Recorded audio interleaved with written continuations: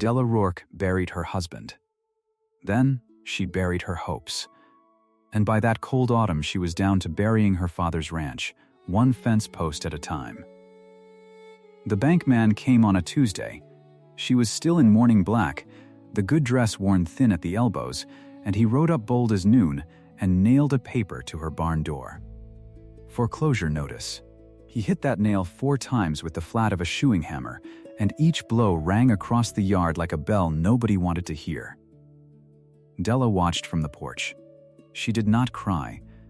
She walked out across the frostbit grass in her dead husband's boots, and she took hold of that nail with her bare fingers, and she worked it loose, and she pulled it free. The paper fell in the mud. She put the nail in her apron pocket. Then she went back inside to boil water for her father's medicine. That was the start of it. But it wasn't the whole of it. Come the autumn roundup, 40 ranch families gathered on the Powder Fork flats the way they had every fall for 30 years. And on the second morning, a herd crested the North Ridge. 1,000 head if it was one. Fat, sleek, dust rolling off them like smoke. Every man at the branding fire stopped to look. Amos Detweiler, who ran the Territory Land and Cattle Company, leaned to his tally clerk and laughed low. "The Rourke water'll be mine by first snow," he said. "Old Silas can't cover a nickel." And then the man who owned that 1,000-head herd rode down off the ridge, and he reined in by the fire, and he lifted his hat. It was the hired boy she'd loved at 17. The horsebreaker's son. The one who left in the night without a single word. That evening, Della learned the rest. The mortgage on her father's land had been sold, bought up. And the man who held it now, the man who could take the house and the barn and the spring and everything her people had bled for, was Cole Vance. Why would the boy who abandoned her ride back holding the one paper that could break her? Sit with that. If you believe it's never too late for the heart, this story is for you.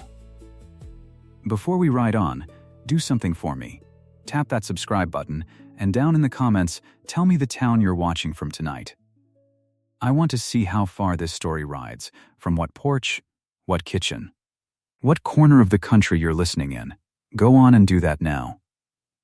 Then let's begin, back where it all begins, in a horse pasture, on a summer evening, 14 years gone. She was 17 that summer. The Rourke place ran good grass then, and her pa kept a string of green colts, and to break them he'd hired a lean, quiet boy off the Vance outfit down the creek. Cole Vance, 2 years older than her and poor as a fence rail. He had hands, though, everybody said it. He could gentle a horse that 3 grown men couldn't rope, and he did it soft, no whip, no spurs, just standing in the round pen at dusk, talking low, until the animal came to him on its own. Della used to carry water down to the pens. That was the excuse. The real reason had brown eyes and a way of pushing his hat back when he laughed. They courted the way poor young people courted then. Careful, in the long grass past the horse pasture where nobody looked. He never once put a hand where it didn't belong. He'd sit with his back against the split rail, and she'd sit beside him, and they'd watch the light go gold, and then rose, and then gone. And he'd talk about the outfit he'd have someday. Not a big man's brag, just a boy's plan. Laid out serious, like he was reading it off the sky.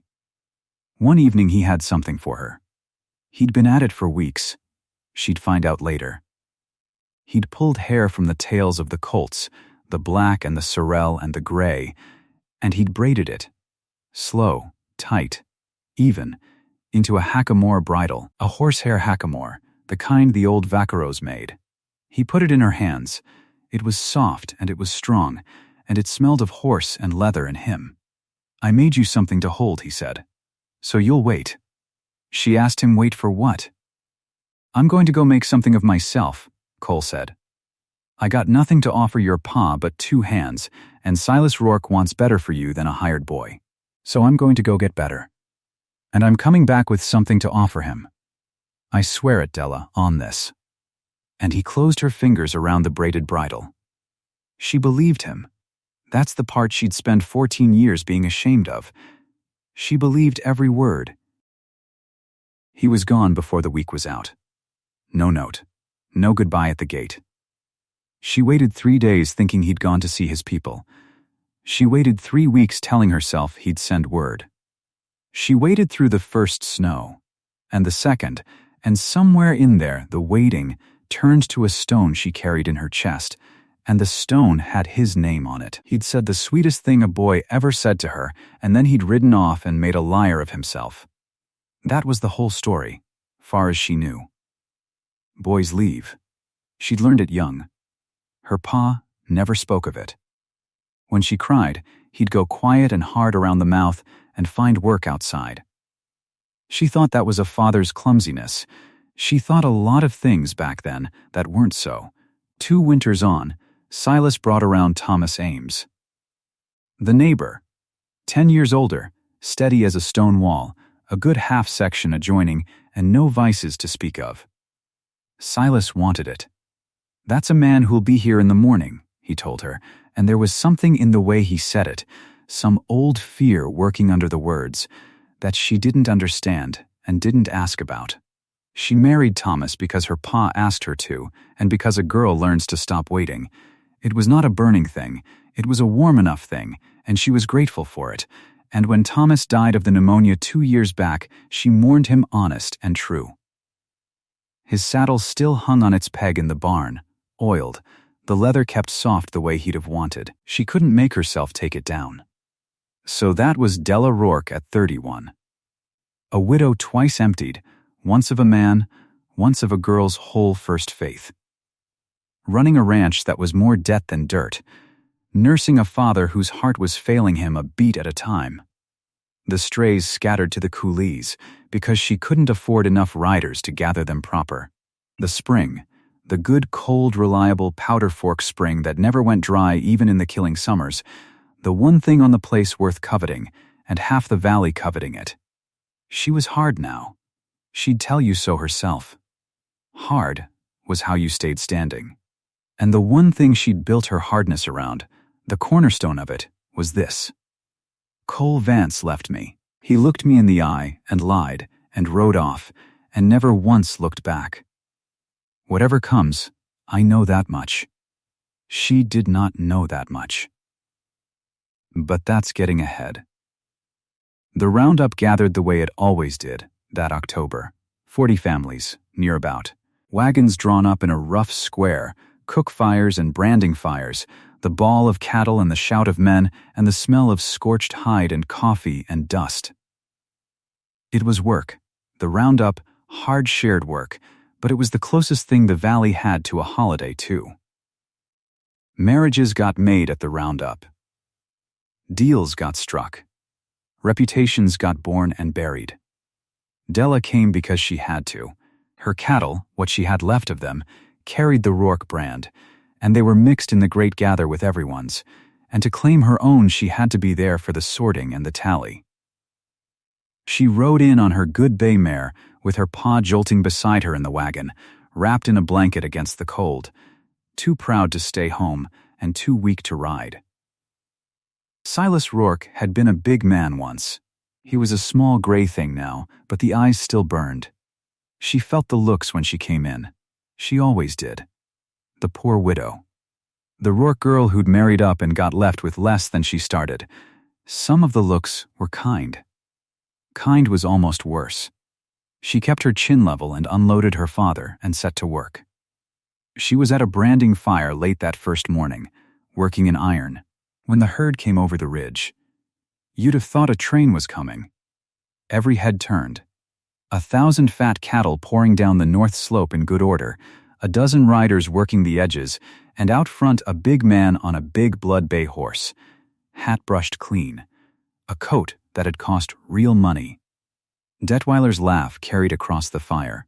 And then the big man rode down through the confusion, easy, like he'd done it 100 times, and he came toward the fires, and Della, with the iron still in her hand and the smell of burnt hair in her nose, looked up.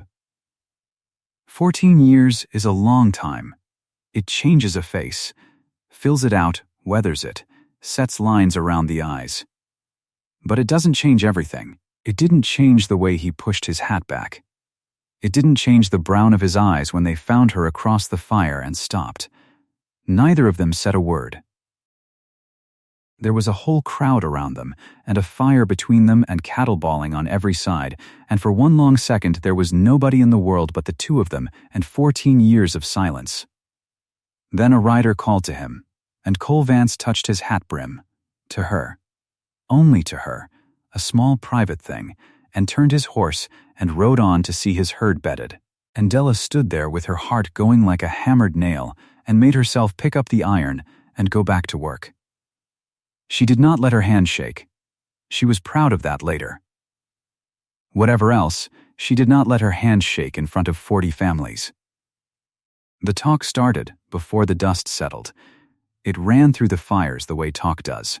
That was the Vance boy, the horsebreaker's son, gone off to Texas or Wyoming or someplace, worked up from nothing, and hadn't he done it? 1,000 head.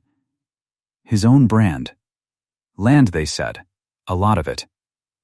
Come back a cattle baron, if you please, the barefoot boy who used to break Silas Rourke's colts for $1 and found. Some of the old-timers remembered him fondly, some remembered other things, and looked sideways at Della and said nothing. She heard it all and set her face against it. He was nothing to her. She'd decided that a long time ago, and she wasn't going to undecide it now just because he'd ridden in rich. Two things happened that first day that meant nothing at the time. Small things, the kind of thing that gets thrown away in the noise of a roundup. But you hold on to them, because they matter.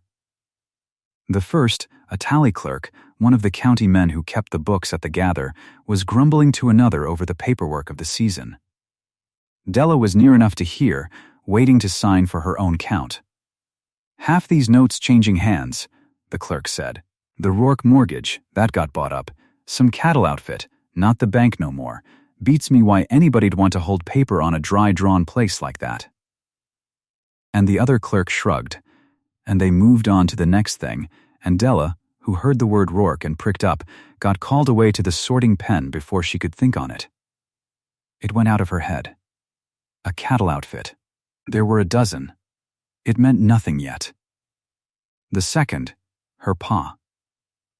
Silas had sorted the roundup mail for 30 years.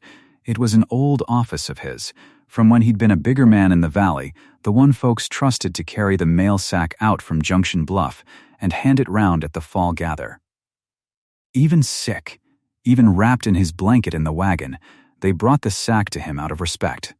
And he sorted it with his shaking hands, calling names.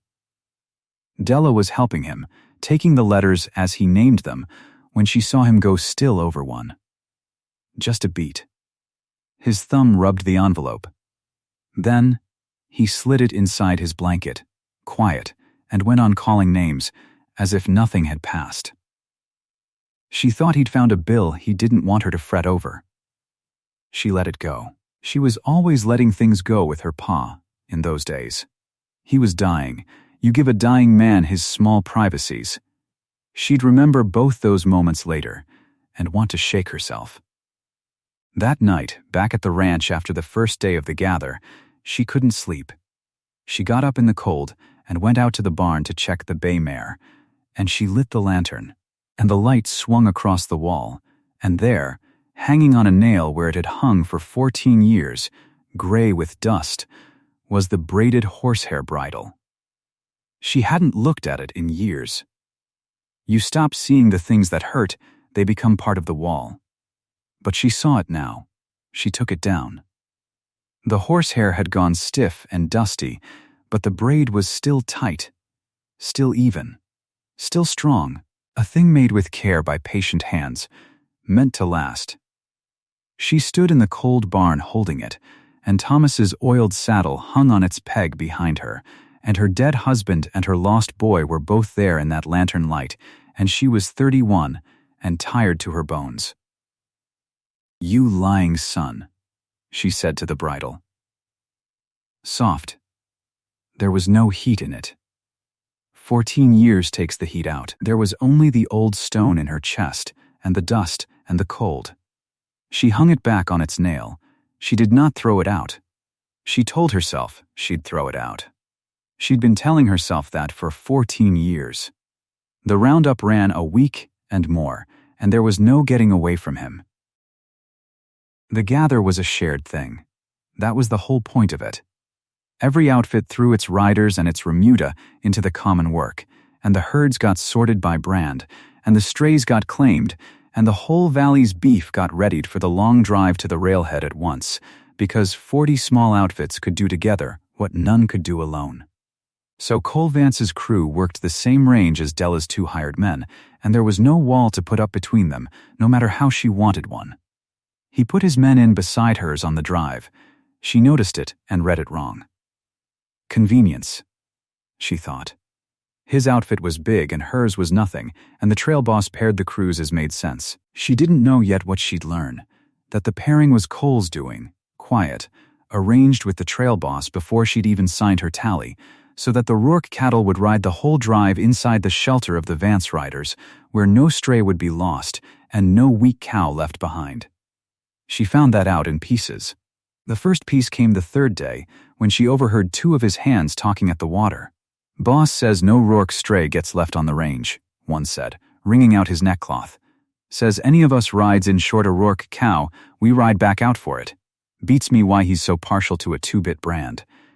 And the other laughed and said the boss had his reasons. And Della stood behind the wagon with her heart doing something she didn't have permission for, and made it stop. Pity, she decided. That's what it was. The rich man taking notice of the poor widow, sparing her his scraps of charity to feel large about himself. She'd sooner eat dirt than take his pity. She rode harder after that. She worked her own strays herself, till dark, so his men wouldn't have to, so she'd owe him nothing, not one cow, not one thing. There was a tally desk set up under a canvas fly at the main camp where the counts got entered every evening, a board on 2 barrels, a lamp, the county clerk's ledger. Della had to go there each night to enter her own tally. So did Cole, for his 1,000 head. And so it happened, more than once, that they stood at that same desk in the lamplight, close, the ledger between them, and had to speak. They kept it to business. Head count, brand, the weather coming. He'd hold the lamp steady while she wrote so she could see the lines. Small things. Once his sleeve brushed her hand as she reached for the pen, and she pulled back like she'd touched the iron, and he said nothing, just moved the lamp an inch away to give her room, and that small courtesy undid her worse than boldness would have. She hated him for it. It's easier to stay hard against a man who pushes. Cole didn't push. He just made room, quiet, the way he'd made room for a scared colt in a round pen 14 years ago, and stood there patient as if he had all the time in the world and meant to spend it waiting. She did not want to see the boy in the man. She saw him anyway. The way he took his coffee, black, no sugar, same as ever, she noticed it at the cook fire and cursed herself for noticing. The way he pushed his hat back, the set of his hands.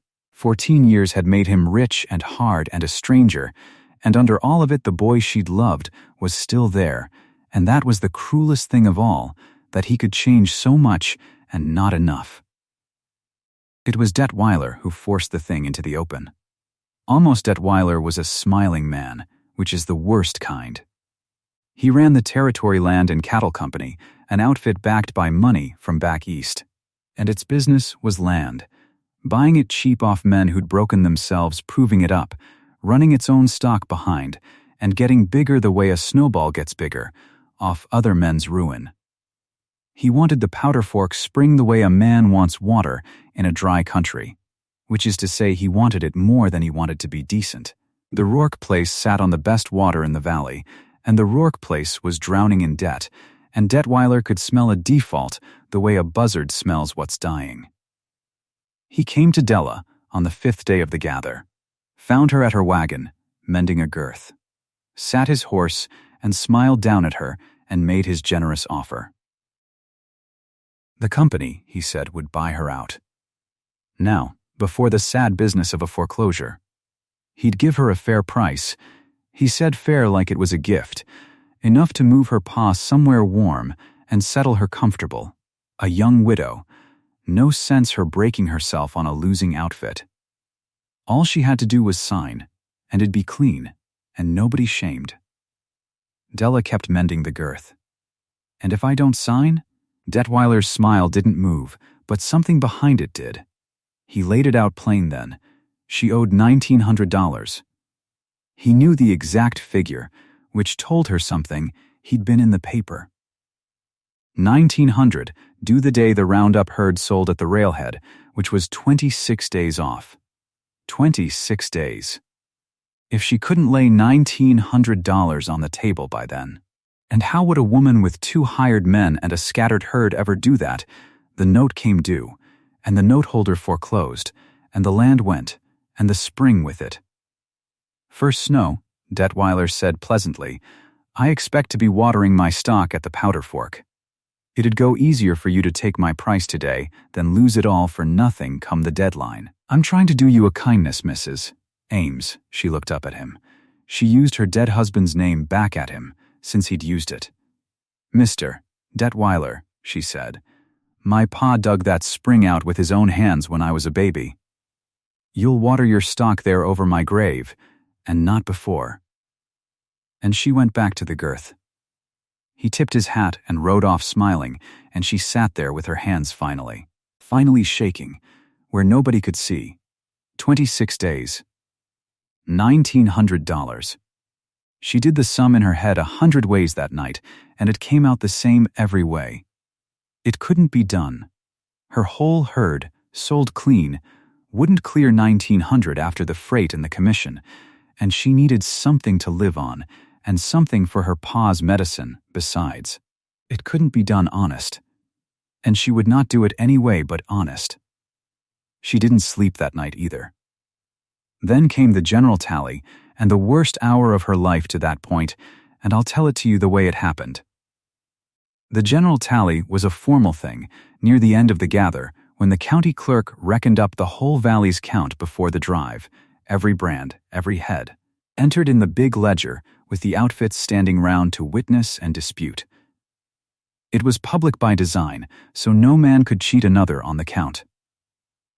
40 families gathered at the main camp in the cold, bright morning, the whole valley in one place, and the clerk called the brands one by one. Detweiler stood near the front. He'd planned it, she understood after. He'd waited for exactly this, the whole valley in one place, the poor widow standing there in her mended coat with her dying father in the wagon behind her, and when the clerk reached the R-bar-R, the Rourke brand, and read out Della's poor little count, Detweiler spoke up loud and pleasant over the crowd. Clerk, he said, before you enter that, the R-bar-R runs under a note, don't it? Best the valley knows who holds a man's water these days. Whose paper is the Rourke place under? For the record. It was cruelty dressed as bookkeeping. He knew the answer. He wanted her shamed in front of all of them. The destitute widow whose land was already spoken for, held up for the whole valley to pity and to write off. The clerk, who was only a clerk and didn't know he was a weapon, ran his finger down his sheet. The R-bar-R note, he read out, flat into the cold and the quiet, was assigned this fall. Held now by Cole Vance. The whole valley turned to look. You have to see it. 40 families in the cold morning light. The dying old man in the wagon. The poor proud widow in her patched coat. And across the camp, by his 1,000-fat head, the man who'd left her at 17 and ridden back a baron, now holding, it turned out, the very paper that could put her off her family's land. They looked from Cole to Della and back, and the whole story wrote itself in their heads in a second. And it was an ugly story. And it was the wrong story. And there was not one thing Della could do about it. He'd left her. Now he owned her survival. The town's eyes said it all at once. Loud as a shout, he rode back to collect. Detweiler smiled at the ground like a man who'd played a good hand. And Della Rourke stood in the middle of all those eyes, and she kept her chin level, and she did not cry. She would think about it 1,000 times after, that she did not cry, that she stood there in front of every soul she knew, with her whole ruin hung out in the cold air, and she did not give them one tear to carry home. She looked across the camp at Cole. He'd gone still. His face was doing something. She couldn't read it. She was past reading anything. But he didn't look like a wolf who'd cornered a lamb. He looked, if anything, like a man who'd been struck. He started forward, one step, mouth opening as if to speak into all those witnesses. She turned her back on him before he could. She would not be spoken for. She walked to her wagon, and she took up her reins, and she drove her father home through 40 families' silence, and behind her the tally went on, and the story hardened into fact in every mind on that flat. Cole Vance had bought the Rourke land out from under the widow he'd jilted, and come first snow he'd have the water and the girls ruin both. That's what the valley knew. That's what she knew. And every bit of it was a lie built on a truth, which is the worst kind of lie there is. She should have gone home and hated him clean. It would have been simpler. But the trouble with Cole Vance was he wouldn't hold the shape she'd cut for him. Because 2 days after the general tally, on the great drive to the railhead, her cattle went into a coulee. 12 head, the strays she'd worked so hard to gather, spooked by something in the night, and gone down a cut-bank draw into rough, broken country where a rider could break a horse's leg and his own neck fetching them out. It'd take 2 days to work them free, 2 days she didn't have, 2 days that could cost her the whole drive and the deadline with it. She was standing at the head of that draw at dawn near to weeping with the size of it, alone, when Cole Vance rode up with 4 of his men. He didn't say much. He never did. He looked down the coulee at her cattle, and he looked at her, and he said, "We'll get them." That's all. And he put his own drive on hold, his 1,000 head, his own deadline, his own money bleeding by the hour. And he took his 4 best riders down into that killing ground and worked 2 full days to fetch out 12 of the Rourke strays, cattle that weren't worth to him 1 hour of what he spent. And when they were up and safe on the trail, he touched his hat and rode back to his own herd and never said a word about it. Never named a price. Never let her thank him proper. She stood there watching his back, and she was so angry she could have screamed, and she didn't rightly know why, except that a wolf isn't supposed to lose 2 days of his own money saving a lamb he means to eat. And Cole kept doing things a wolf wouldn't do, and every one of them was a stone pulled out of the wall she'd built. She paid him back the only way she could. Pride is a currency too, and it was the only coin she had. His lead steer took the bloat. 3 nights on, in the dark, his prize animal, a big line-back brute worth more than her whole outfit, the steer his men counted on to lead the herd steady, swelled up and staggered and went down, and his riders stood around it helpless in the lantern light. Because a bloated steer dies fast, and there's no vet for 100 miles. Della was near enough to hear the commotion. She could have stayed in her blankets. She'd have been in the right to. Let the rich man lose his rich steer. She got up. She'd learned a trick from an old Mexican hand her pa kept when she was a girl, a way to relieve a bloat with a length of hollow reed and a steady hand and nerve enough to do a hard, cruel-looking thing to save an animal's life. She walked into Cole's camp in her nightdress and her coat, and his men parted for her, and she knelt in the dirt by that dying steer. And she did the thing, quick and sure, and the gas came off and the steer lived.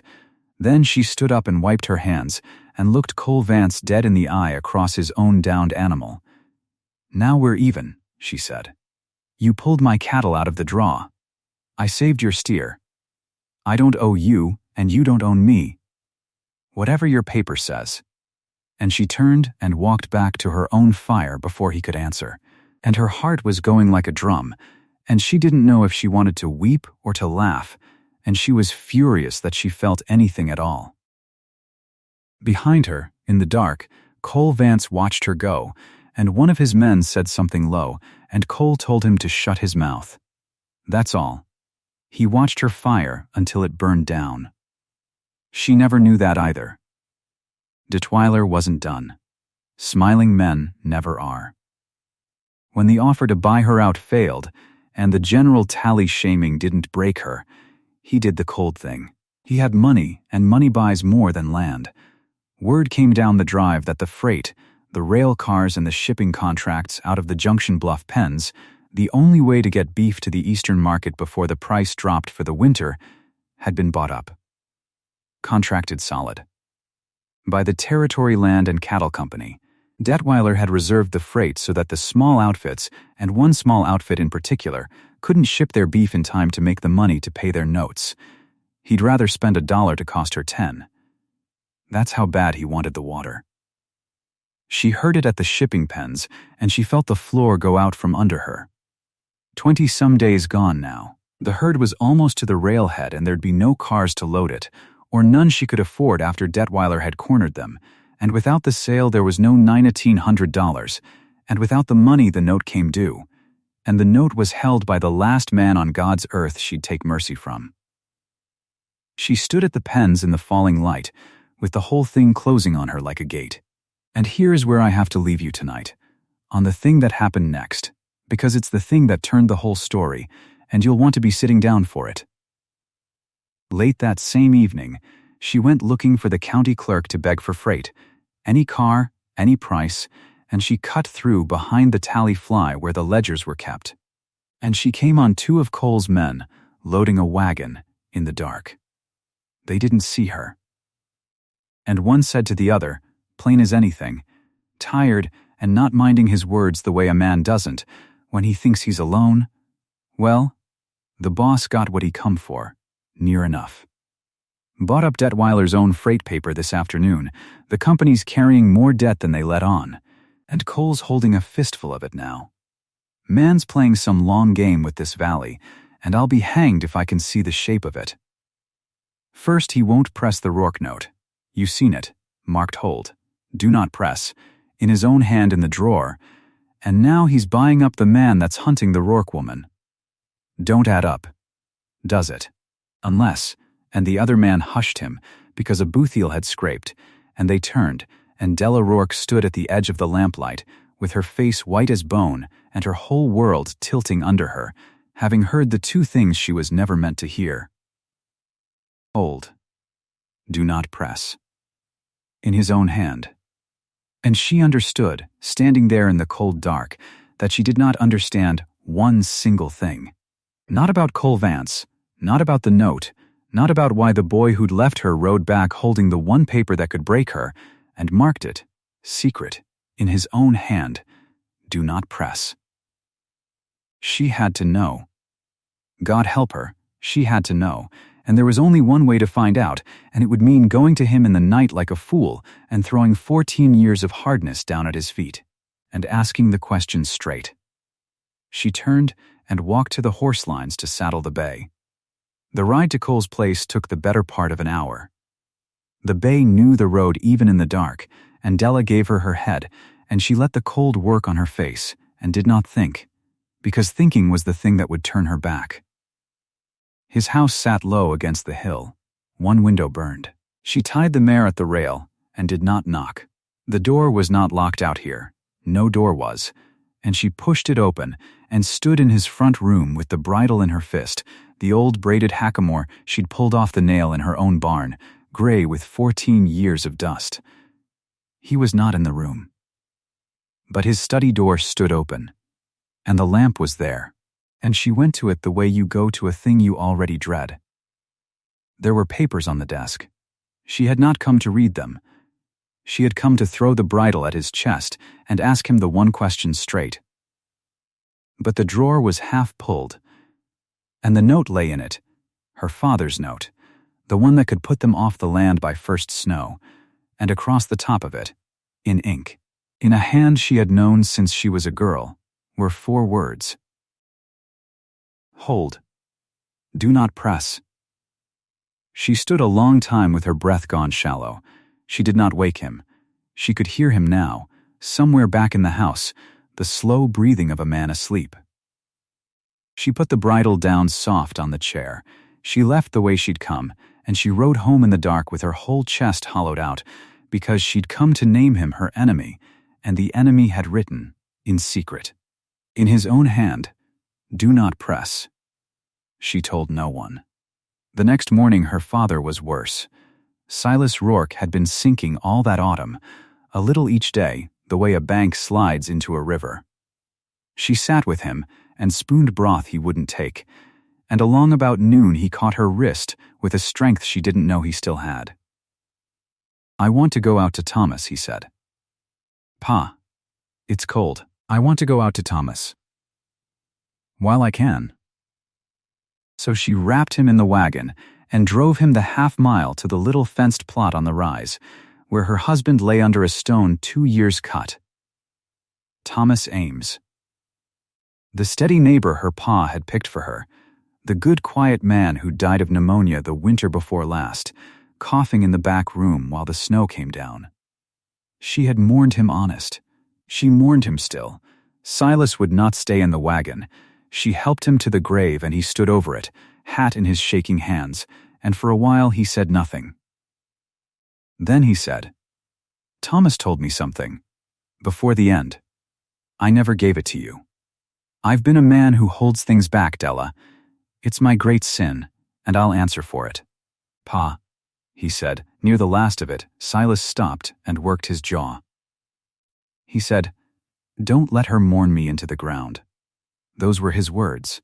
He knew what you'd do. He knew you'd wear black the rest of your life out of duty and call it love. And he didn't want it. The old man's eyes ran over. He was a better man than me. He wanted you to go on living, and I sat on that 2 years like I sat on everything else. Della looked at the stone. Something in her chest, some old cord pulled tight 2 winters, went slack. She thought of Thomas's saddle, still oiled, still hanging on its peg in the barn where she cleaned it every month like he was coming for it. She thought of his coat beside it. She had kept them the way you keep a wound open on purpose, because the hurting felt like faithfulness. He didn't want it, she said. No, her father said. He didn't. That evening, home, she took Thomas's coat down off the peg. She held it a while. Then she folded it, careful, the sleeves in, the way you fold a thing you are putting away with honor and not with grief. She wrapped it in paper and set it in the cedar chest, and she closed the lid. The saddle she left. But the coat she let go, and something in her let go with it, and for the first time in 2 years she slept without waking at 3 in the morning, reaching for a man who wasn't there. She did not let herself think what that made room for. The days ran down toward the deadline. $1,900. 26 days had been a month ago, now it was under 2 weeks, and the herd not yet shipped, because Detweiler had done what he'd promised to do. He'd cornered the freight. Every cattle car out of Junction Bluff was spoken for by the Territory Land and Cattle Company, bought up and sitting empty, rather than carry a pound of Rourke beef to market.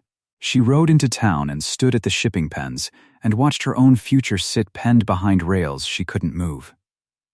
Detweiler found her there. He always did. He came along the rail in his good coat, thumbs in his vest, and he pitched his voice up so the men at the pens could hear. "Widow Rourke," he said, "still here. I'd admire your grit if it weren't so foolish. There's no car for you. There won't be. A woman ought to know when the game's played out." He smiled. "Course, we all know how you'd settle it. Ride out to Vance in the dark again. Folks talk. A woman alone, going to a man's house at night, begging, that's enough.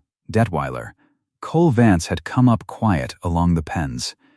He did not raise his voice the way Detweiler had. He didn't have to. Men made room. "Say the rest of it," Cole said. "Say it looking at me, and be careful of the next word, because you're about to accuse a woman of something in front of 40 families, and you'd best have it right, and you don't." Detweiler's smile held, but it had gone tight at the corners. "I only meant—" "You meant to shame her. because you can't beat her honest. That's the size of you." Cole stepped closer. His voice stayed level, and that was the frightening thing in it. Della Rourke has run that ranch 2 years with a dying father and a dead husband, and a valley full of men who'd sooner watch her fold than lend a hand. She's more cattleman than you'll be if you live to be 100. You corner freight and call it business. Out here we've got a plainer word for a man who starves out a widow for her water." The pens had gone quiet. Every man there heard it. Detweiler's face worked. He wanted to answer, and there was no answer that wouldn't make him smaller. He tugged his vest down and turned on his heel and went, and the crowd let him go. And something had shifted in the valley in that minute, the way weather shifts, and every man there felt it though none could have named it. Della stood with her heart going hard. She was grateful, and she hated being grateful, and both were true at once. "You didn't have to do that," she said, when the men had drifted off. "I did, though," he looked at her. 14 years, and the boy was still in there, back of the man's face, the horsebreaker's son who used to watch her the same steady way. "Della, there's things I've got to say to you and I keep not saying them. I'm no good at it. Never was." "Then don't." She heard her own voice come out cruel and couldn't stop it. "I know about the note, Cole. I saw it. Hold. Do not press. In your own hand. I've seen it with my own eyes, and I don't understand one thing about it, and I'm afraid of what it means." His face changed. "You were out there. I came to throw your bridle back at you. I left it on the chair." She was shaking now. "Tell me plain. For once in your life. What are you playing at? Why do you hold my father's ruin in a drawer and mark it do not press? Is it pity? Because I'll die before I'll take your pity, Cole Vance. I'll lose the land clean first." He caught her arm, not hard. They were close as they hadn't been in 14 years, and she felt the old pull of it come up through the cold like heat off a stove, and for one breath she thought he'd kiss her, and for one breath she wanted him to, and it was that wanting that broke it. She stepped back, because the last time she'd let herself want him he'd been gone in the morning with no word, and a woman does not survive that twice. "Don't," she said. "Just tell me the truth and let me go home." Cole let go of her arm. He looked at the ground a moment. Then he looked up, and he said it, plain as she'd asked, plain as he'd ever said anything. "I didn't ride back to take the Rourke land," he said. "I bought that note so no other man ever could. That's the whole of it. Detweiler was going to have it off the bank and use it to squeeze the spring out of your father before he was cold. So I bought it first. And I marked it do not press. Because I was never going to press it, Della. Not for $1, not ever. The debt's not a gun I'm holding on you. It's a wall I put up so nobody could get at you through it."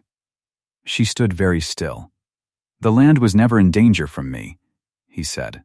"It was only ever in danger from me telling you, because I knew you'd take it exactly like this, like charity. And it isn't charity. It's the only way I had to say a thing I've never been able to say out loud." The wind came across the pens. "Somewhere a steer lode. Say it out loud then," she said. Barely a whisper. But he couldn't. 14 years and he still couldn't, and he stood there mute with it written all over him, and that was Cole Vance. The man who could face down Detweiler in front of 40 families and could not tell one woman he loved her. And into that silence her father's sin walked, because Silas Rourke had had himself driven to the pens against all sense, and he'd heard the last of it from the wagon, and now his voice came thin across the yard. "Della, come here. There's a thing I've got to say before God takes me, and I take it with me." She went to him. Cole came behind her. The old man's face was wet and gray. He had an envelope in his hand, worn soft, carried a long time, from the round-up mail sack, the one he'd pocketed and hidden in his blanket, the one nobody was meant to see. "He didn't leave you," Silas said. That's the thing. That's the thing I've carried. Cole didn't leave you, girl, he wrote. He came back. The yard tilted under her. When he was 19, her father said. 2 years after he went. He wrote you a letter, and he came riding to the gate to give it to you himself, and I met him at the gate with a shotgun, and I sent him off. He had nothing then. He was a horsebreaker's son with holes in his boots, and I had you promised near enough to Thomas Ames who had land and a name, and I was afraid. Della, I was afraid of losing you to a boy with nothing, and I did a coward's thing. I turned him off, and I took his letter out of the mail, and I burned. He stopped. His hand shook the envelope. I burned the first one. This one came after. I never gave it to you. 30 years I sorted the mail in this valley honest, every letter to every soul, and the one that mattered I stole from my own daughter. Della could not speak. She turned and looked at Cole, and Cole's face was terrible, because he was learning it the same instant she was, that he had not been forgotten, that he had come back and been turned away and never known she'd never gotten the word. You came back, she said to him. At 19, Cole said, Horse. I came back. Your pa met me at the gate. He said you were promised. He said you didn't want to see me. I believed him. Why wouldn't I? So I went. I went and I made myself into something, thinking one day I'd have enough that no man could turn me off at any gate, and by the time I had it, his voice cracked. By the time I had it, you'd married Thomas, and then Thomas died, and I came home to a valley about to eat you alive. 14 years. She stood in the middle of it, all of it, the years that had been stolen from her by a frightened old man's love, and it was too much to hold at once, and the only thing her body knew to do with it was harden. You should have told me, she said to Cole, the minute you rode back. You should have told me all of it, and let me choose. I know it. And you, she turned to her father, and could not finish. Because he was dying, and you cannot rage at a dying man, and that was its own kind of cruelty, that he'd left her no room to even be angry clean. She took the envelope from Silas's hand. She did not open it. She could not. Not there. Not with them watching. I have to think, she said. I have to be let alone to think. And here was the thing pride does, the thing her whole hard life had trained into her, with the truth finally in her hands, with the man she'd loved standing there proven faithful. She could not simply fall into it. Because on top of everything, now sat the money. $1,900 of his money standing between her and the loss of the land. And she could not, would not, walk into his arms owing him the very ground under her feet. It would poison it. She'd always wonder. The valley would always whisper. The widow Vance, saved out of debt, bought like a car of freight. I'm going to pay it, she said. The 1,900. Myself, I'll ship the beef, and I'll pay the note clean, and then I'll owe you nothing, Cole Vance, not the land, not the water, not $1. And then, her voice broke, and she made it steady. And then if there's anything left to say between us, we'll say it as two people who owe each other nothing but the truth. But not like this. Not with me on my knees in your debt. I've been on my knees 2 years. I won't do it to get you too. Della, there's no freight. Detweiler's got every car. Then I'll drive them, she said. I'll drive them cross-country to the railhead at the junction myself, the whole herd, and I'll ship them from there where he can't reach, and I'll make the deadline or I'll lose the ranch honest. But I won't be saved. Do you hear me? I have had enough of men deciding my life behind gates in the dark. This one I decide. She took the bay's reins. Cole moved to stop her and thought better of it, because he knew her. He'd always known her, and he knew there was no arguing a Rourke off a thing once the chin came level like that. She rode out with the envelope in her coat and the old bridle. He'd sent a man with it, she found later, sent it home to her barn where it belonged, and she set herself to the maddest thing she'd ever done. She would drive 1,000 head, no, a dozen days' gather of what she had, near enough every steer she owned, the long way round to the far railhead, across country, in the shortening days, to beat a deadline no honest woman should have had to run. Detweiler heard of it and laughed. Word came to him that night, and he laughed, and told his clerk the widow had gone mad, that she'd lose half the herd in the coulees, and the other half to the cold, and the spring would be his by first snow after all, just as he'd always said. And he went to Cole. He did the thing men like him always do. He read the split between two people, and he moved into it like water into a crack. He offered Cole a fortune for the Rourke note, twice its face, 3 times. "Sell me the paper, Vance," he said.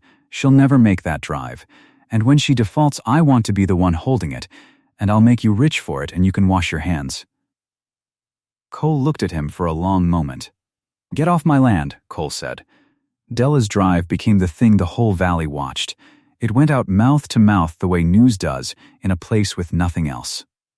The widow Rourke was driving her beef cross-country to beat the freight. Old ranch families who'd watched her struggle and done nothing now stood at their fence lines to see her pass, and some of them, shamed maybe, or moved, sent a boy along for a day to help push the herd, then another for another day, so that what started as one woman and 2 hired hands and a wagon grew, mile by mile, into a thing that had the valley's own heart riding in it. She drove them hard and careful both. She knew cattle. She'd been born knowing them. She swam them across the low water and grazed them at noon and pushed them at dawn and slept 3 hours a night in her clothes on the cold ground, and the days peeled off, and the railhead came closer, and the deadline came closer faster. On the 5th day the ford at the Powder Fork crossing had washed out. The rains up country had come, and the river was up and brown, and the good crossing was gone, and she lost hours, near a day, finding the herd a place to cross that wouldn't drown them. She got them over. She lost no cattle. But she lost the day, and the day was the one thing she did not have, and when she counted it that night by the fire she knew, cold in her stomach, that she was going to come up short. She made the railhead the morning of the deadline. She shipped the beef. The money was good, the market held, the cattle graded well, all those weeks of care told in the weight of them. But the wire had to travel, and the payment had to be entered at the courthouse in Junction Bluff by noon, and the ford had cost her the hours, and she was going to miss it by half a morning through no fault but a river's. She rode into Junction Bluff at a dead run on a spent horse, and she was too late, and she knew it. The courthouse steps were full. It was tally day, the last day of the autumn roundup, and 40 families had gathered as they gathered every year to settle accounts before the snow. The territorial clerk was there with his book. And Detweiler was there, in his good coat, with a face full of Sunday, because the clock on the courthouse had gone past noon and the Rourke debts stood unpaid, and he had come to seize the spring. "The note's in default," Detweiler was saying, loud, to the clerk, to the crowd, to God. $1,900, due at noon this day, and it's past noon, and there's no payment entered. The law's the law. I'm prepared to satisfy the debt and take title to the Rourke water this hour, as is my right as. You hold the note, do you, Detweiler? Cole Vance came up the courthouse steps. The crowd turned. Della, just off her horse, dust of 5 days' trail gray on her from hat to boot, stood at the bottom of the steps and could not get her breath. "You know I don't hold it," Detweiler said, but something had come into his eyes. "You do, and you'll sell it to me now, past the deadline, or the court'll do nothing." Cole reached the top step. He had papers in his hand. "Because there's no debt to seize." He held up the note. Silas Rourke's mortgage. $1,900. The paper that had hung over Della's whole life for 2 years. "This is the note on the Rourke ranch," Cole said, and he said it to the 40 families, to every soul there, in a voice that carried clean across the yard. "I bought it a season back. I've held it since. and I'm entering it satisfied. Paid in full. She didn't pay it. The deadlines. I'm paying it. Cole looked at the clerk. Enter it. The Rourke debt, $1,900, paid in full this day from Cole Vance's own hand. No lien, no terms. The land free and clear to Della Rourke. And he took the note in his two hands, and he tore it across. He tore it again, and he let the pieces go, and the wind took them off the courthouse steps and scattered them across the yard, over the heads of 40 families who had watched him crest the ridge a stranger a month before, and there was not a sound in all that crowd but the wind. Della's hand was at her mouth. I ask nothing for it, Cole said. And now he said it looking at her. At the bottom of the steps. Dust and all. Understand that, all of you.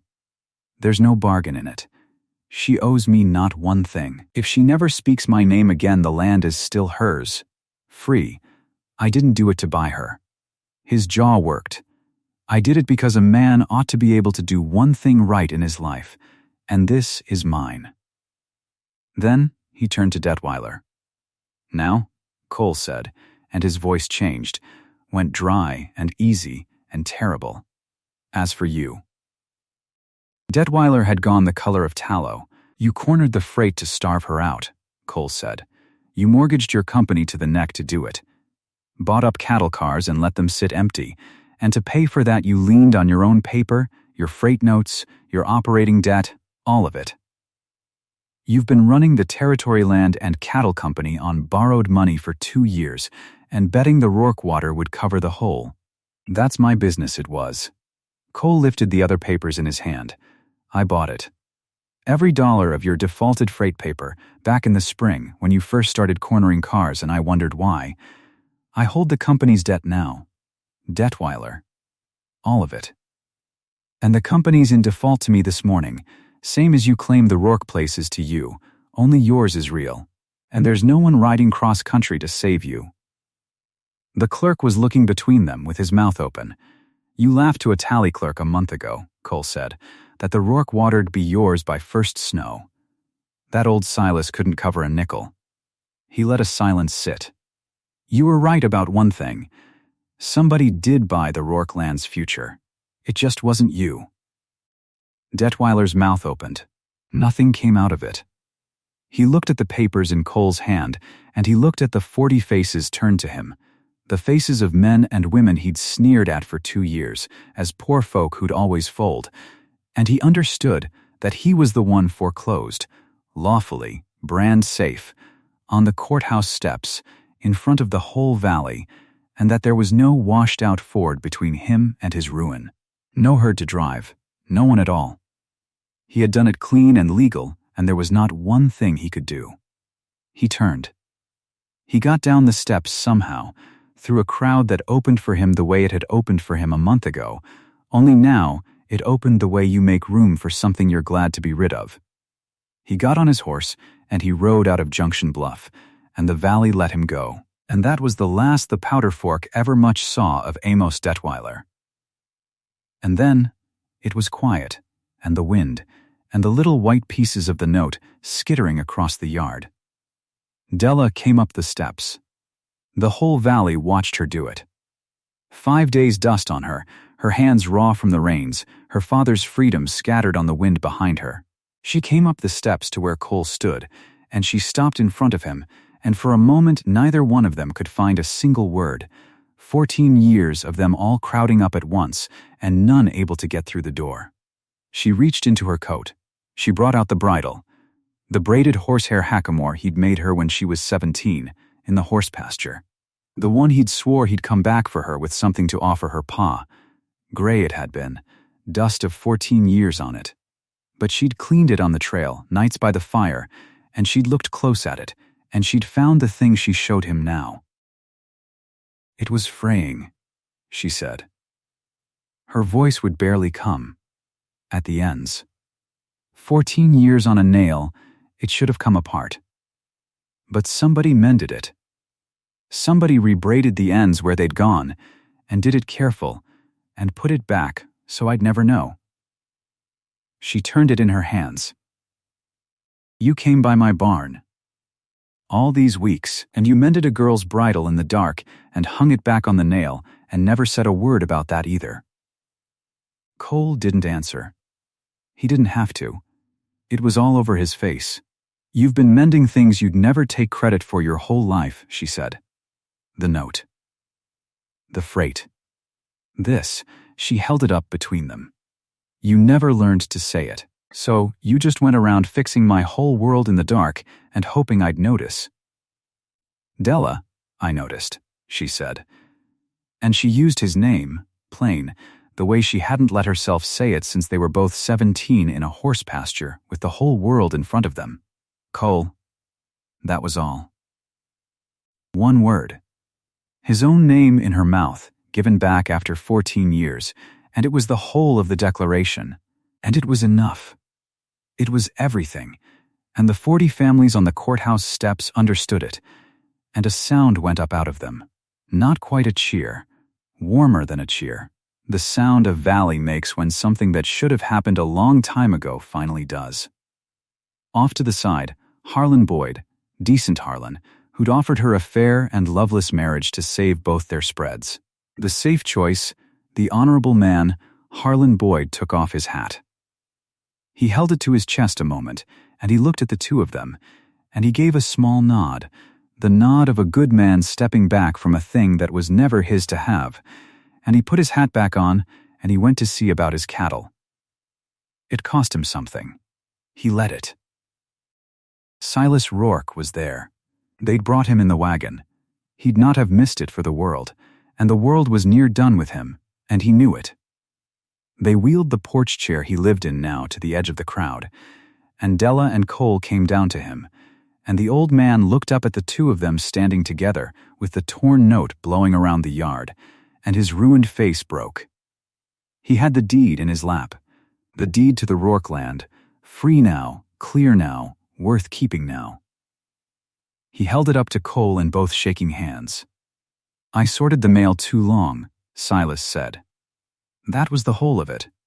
The blessing he'd stolen from them at a gate with a shotgun 14 years before, given back now on a courthouse step before his daughter's whole happy world. He put the deed in Cole's hands. His eyes ran over and he let them. "Too long, son, I sorted it too long. Take it. Take the land and take her and be better to her than I was, which won't be hard, God knows."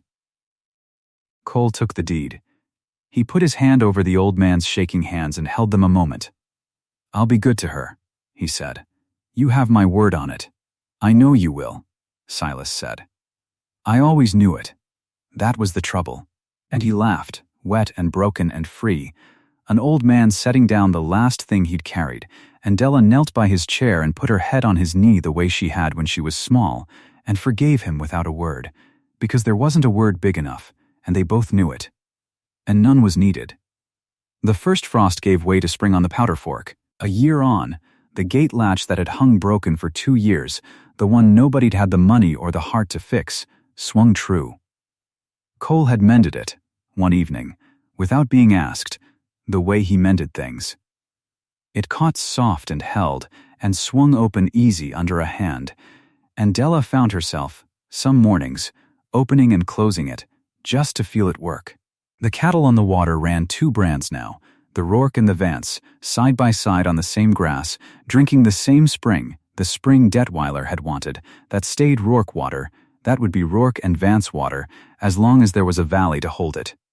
Silas had gone in the winter, quiet, in his sleep, with the deed to his free land under his own roof, and his daughter married, and his conscience finally emptied out.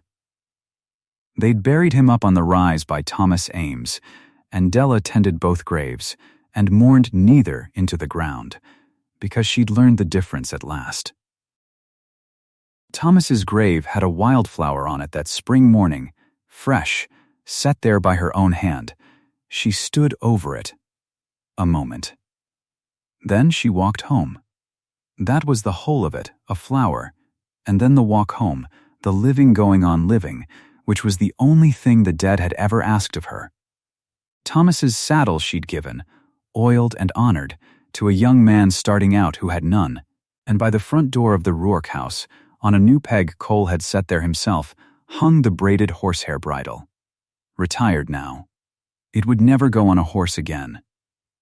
It hung there mended and clean where a body passed it a dozen times a day, and sometimes Della touched it going by, and sometimes Cole did, and neither of them said anything about it, because some things you don't need to say once you've finally said them. The boy had come back with something to offer her pa after all. Everyone had always thought it would be the money, the 1,000 head, the new boots, the cattle baron's coat. But it was never the money. It was the mending. He'd come back a man who fixed the broken things and asked no credit for it, and that, in the end, was the only offering that had ever been worth a thing. The gate swings true on the powder fork, the water runs, and it is never, ever too late for the heart. If this story rode with you, stay a while and watch another, and comment the town you're watching from tonight. I'd like to know how far this one traveled.